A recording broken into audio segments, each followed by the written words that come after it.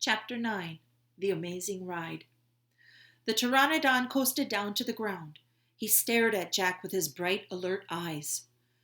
What was Jack supposed to do? Climb on?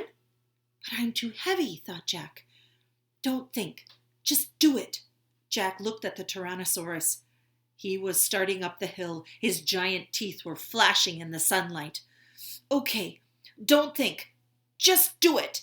Jack put his book in the back, and then he eased down onto the pteranodon's back. He held on tight. The creature moved forward. He spread out his wings and lifted off the ground. They teetered this way and then that, and Jack nearly fell off. The pteranodon steadied himself, then rose into the sky. Jack looked down. The Tyrannosaurus was chomping in the air and staring at him. The pteranodon glided away and sailed over the hilltop.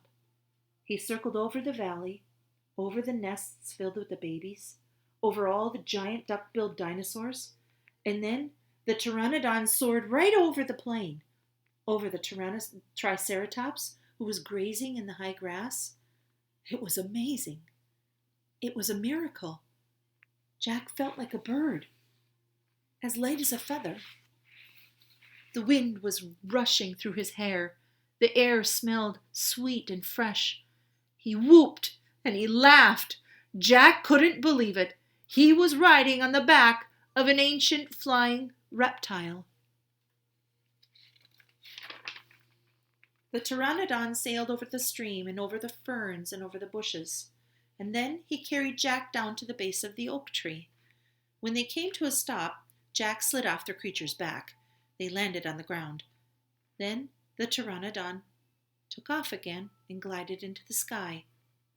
"Bye, Henry," whispered Jack. "Are you okay?" Annie shouted from the treehouse.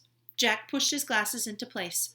He kept staring at the pteranodon. "Jack, are you okay?" Annie called.